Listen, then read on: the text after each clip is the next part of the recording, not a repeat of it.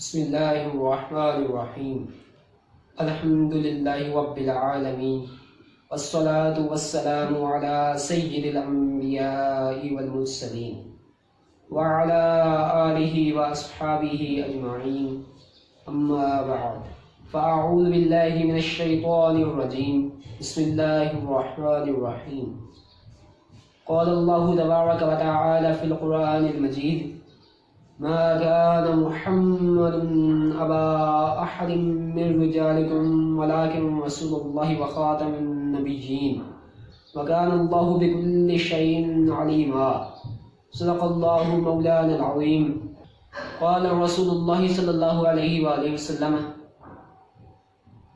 أنا خاتم النبيين لا نبي بعدي صدق اللہ العظیم وصدق رسولہ النبی الکریم الامین الرؤوف الرحیم۔ بندہ پروردگار امت احمد نبی، دوست دار چار عالم تابع اولاد علی، مذہب حنفی عالم ملت حضرت خلیل، خاک پائے غوث اعظم زیر سایہ ہر ولی، خاک پائے غوث اعظم زیر سایہ ہر ولی۔ حضور نبی رحمت شفیع معظم نور مجسم صلی اللہ علیہ وآلہ وسلم نے ارشاد فرمایا کہ انا خاتم النبیین لا نبی بعدی، کہ میں آخری نبی ہوں، میرے بعد کوئی نبی نہ ہوگا۔ اللہ تعالیٰ نے قرآن حکیم میں ارشاد فرمایا کہ ما کان محمد ابا احد من رجالکم ولکن رسول اللہ وخاتم النبیین وکان اللہ بکل شیء علیما، کہ محمد مصطفیٰ صلی اللہ علیہ وآلہ وسلم تمہارے مردوں میں سے کسی کے باپ نہیں، بلکہ وہ تو اللہ کے رسول ہیں اور اللہ کے آخری نبی ہیں۔ آپ علیہ السلام کی ختم نبوت کی دلیل اس سے اور بڑھ کر کیا ہو سکتی ہے کہ آپ علیہ السلام کی ختم نبوت کا تذکرہ اللہ کے کلام قرآن حکیم میں ہوا ہے، اور آج کل کے لوگ یوں ہی کوئی اٹھ کر کیا دیتا ہے کہ میں نبوت کا دعویٰ کر اٹھتا ہے۔ اس لیے آپ صلی اللہ علیہ وسلم نے پہلے ہی فرما دیا تھا کہ میرے بعد 30 نبوت کے دعوے دار ہوں گے، وہ سب کے سب جھوٹے ہیں۔ آپ نے علیہ السلام نے فرمایا تھا کہ اگر میرے بعد کوئی نبی ہوتا تو وہ عمر ہوتا، وہ حضرت عمر فاروق ہوتے۔ حضرت عمر فاروق نے نبوت کا استغفر اللہ دعویٰ نہیں کیا تو آج کل کے لوگ کیوں دعویٰ کر رہے ہیں؟ کوئی نے لگان کیوں نہیں لگا رہا؟ ایسے ہی اٹھ کر دعویٰ کر دیتا ہے کہ میں نبی ہوں، ایسے ہی اٹھ کر قرآن کی توہین کر دیتا ہے۔ کوئی نے لگان کیوں نہیں دے رہا؟ اب تو حد ہو گئی ہے کہ پاکستان میں اسلام کے قلعے میں نبوت کا دعویٰ ہوا ہے۔ اب پاکستان میں اسلام کے قلعے میں قرآن کی توہین ہوئی ہے۔ حضرت امام مالک سے نے فرمایا تھا کہ اگر حضور علیہ السلام کی توہین ہو اور آپ صلی اللہ علیہ وسلم کی امت موجود ہو تو امت کو چاہیے کہ بدلہ لے، اگر وہ بدلہ نہ لے سکے تو امت کو چاہیے کہ وہ مر جائے، امت کو چاہیے کہ وہ مر جائے، اسے زندہ رہنے کا کوئی حق نہیں، کہ وہ اپنے نبی کی توہین کا بدلہ نہیں لے سکتی۔ اس لیے نبی رحمت شفیع معظم صلی اللہ علیہ وسلم نے فرمایا کہ من سب نبیا فاقتلوہ، کہ اگر کوئی نبی کے بارے میں کوئی غلط بات کرے تو اسے قتل کر کے رکھ دو۔ یہ آپ صلی اللہ علیہ وسلم کی ختم نبوت، آپ علیہ السلام کی عزت کا مسئلہ اتنا سنگین ہے۔ آپ علیہ السلام کے دشمنوں کے بارے میں قرآن میں فرمایا گیا کہ یہ اپنے باپ کے نہیں ہے۔ آپ علیہ السلام کے دشمن کے بارے میں ایک پوری سورت قرآن میں نازل کی گئی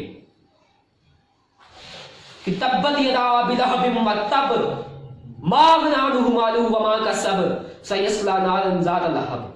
آپ علیہ السلام کے دشمنوں کے بارے میں فرمایا گیا کہ ان شانیک هو الابتر، ان شانیک هو الابتر، یہ ابتر ہے۔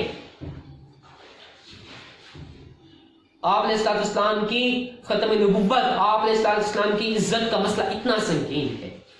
اب اسلام کے قلعے میں پاکستان میں جسے ہمارے بزرگوں نے خون دے کر اسے حاصل کیا تھا. اس پاکستان میں قرآن کی توہین ہوئی، قرآن کے نفاذ کے لیے یہ ملک حاصل کیا گیا. اس پاکستان میں قرآن کی توہین ہوئی اور کوئی بولا ہی نہیں، سارے چپ بیٹھے رہے، کسی کی اتنی ہمت ہی نہیں ہوئی، چپ بیٹھے رہے سارے. آپ نے اسلام نے فرمایا تھا کہ اگر تم کوئی برائی کرتے ہوئے نظر دیکھو تو اسے اپنے ہاتھ سے روکو. اگر تمہارے میں اتنی ہمت نہیں ہے، اتنی طاقت نہیں ہے کہ اسے ہاتھ سے روک سکو تو اسے اپنی زبان سے روکو. اگر تم اتنی بھی طاقت نہیں رکھتے کہ اسے زبان سے روک سکو تو اسے پھر اپنے دل میں ہی برا جانو. اور آپ نے اسلام نے فرمایا کمزور ایمان کی نشانی ہے کہ اگر تم کوئی برائی دیکھو تو اسے اپنے دل میں برا جانو. یہ کمزور ایمان کی نشانی ہے. اب ہم اپنا ایمان دیکھیں کہ ہمارا ایمان کہاں کھڑا ہے. اور آپ کی بارگاہ میں عرض کر دوں کہ جو ان کے خلاف نکلے ہیں ختم نبوت پر ڈاکہ مارنے والوں کے خلاف، نظام مصطفیٰ کے نفاذ کے لیے ان کا ساتھ دے دیں. خدا کے واسطے ان کا ساتھ دے دیں. اس لیے ختم نبوت کا خوب پہرا دیں. ہمارے بزرگ تو فرما گئے تھے کہ اگر کسی زمین پر کوئی گستاخ رہتا ہو وہاں کوئی مومن نہیں رہ سکتا. اگر کوئی مومن رہتا ہو تو وہاں کوئی گستاخ نہیں ہو سکتا. ایسے ہی کوئی قرآن کی بات میں گستاخی کر دے، ایسے ہی کوئی آپ نے اسلام کی ختم نبوت پر ڈاکہ مار دے. نہیں، یہ ملک اس لیے حاصل نہیں کیا گیا تھا کہ یہاں آپ نے اسلام کی ختم نبوت پر ڈاکہ مارا جائے. آپ نے اسلام کی ختم نبوت پر ڈاکہ مارا جائے، قرآن کی توہین کی جائے. اس قرآن کی جو مومنوں کے لیے ہدایت ہے، جو مومنوں کے لیے رحمت ہے، جو علم نشرح لک صدرک کے سینے والے پر اترا ہے، وہ قرآن جو مومنوں کے لیے رحمت ہے، اس کی ایسے ہی توہین کی جا رہی ہے. کوئی بولتا ہی نہیں. یہ سارے مسلمان کہاں ہیں؟ مر گئے ہیں سارے. اس لیے پاکستان تو اس لیے حاصل کیا گیا تھا. پاکستان تو اسلام کا قلعہ ہے. اسے تو محمد اور علی نے بنایا تھا. اس کی بنیاد تو مہر علی نے رکھی تھی. اس کی بنیاد تو جماعت علی نے رکھی تھی.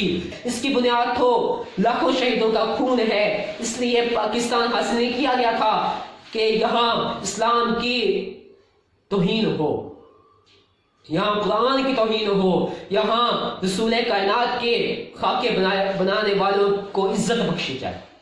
پاکستان تو اس لیے حاصل کیا گیا تھا کہ یہاں اسلام کا نفاذ ہو، یہاں قرآن کے خلاف بکنے والوں کو کی گردنیں کاٹ کے رکھ دی جائے.